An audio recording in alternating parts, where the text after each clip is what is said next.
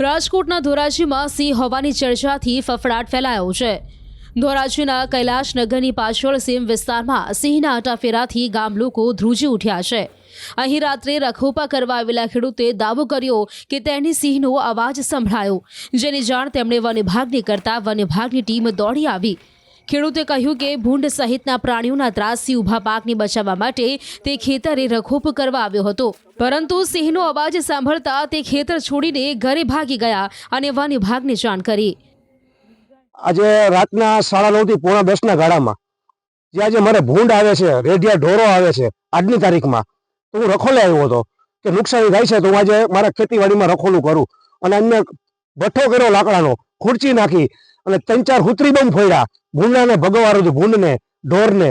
તો મને સિંહનો અવાજ આવ્યો, તાળ મારી 4 થી 5 તાળ મારી અને મેં વન વિભાગના કર્મચારી બહેનોને સાહેબોને ફોન કર્યો। ફોન કરવાથી તાત્કાલિક એ લોકો દોડી આવ્યા છે મારી સાથે।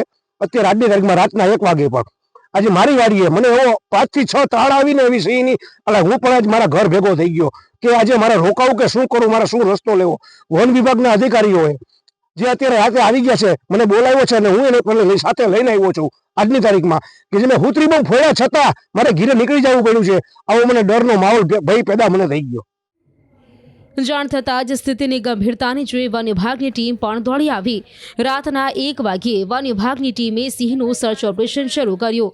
વિવિધ પ્રાણીના પગના નિશાનના આધારે તપાસ શરૂ કરાઈ।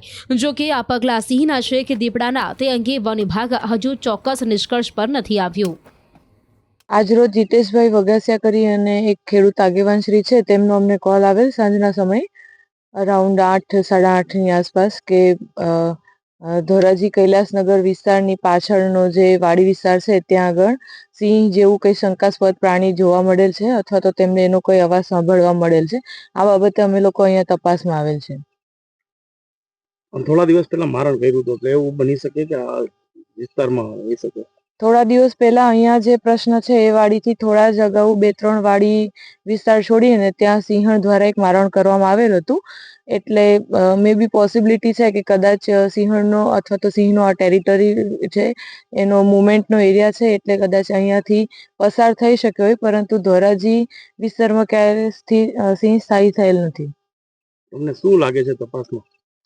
અમે લોકો અત્યારે જેવી કમ્પ્લેન મળી એવી અમારા સ્ટાફની સાથે અહીંયા હાજર રહેલ છે અને તમામ ખેતરો જ્યાં ડાઉટફુલ લાગતા હતા, જ્યાં તેમની કમ્પ્લેન હતી તે દરેક જગ્યાએ અમે લોકોએ જઈ અને ફૂટમાર્ક ચેક કર્યા છે। ફૂટમાર્ક જોવા મળેલ છે, પરંતુ એ લાયનના છે કે અન્ય કોઈ પ્રાણીના એ સ્પષ્ટ કહી શકાય તેમ અત્યારે નથી।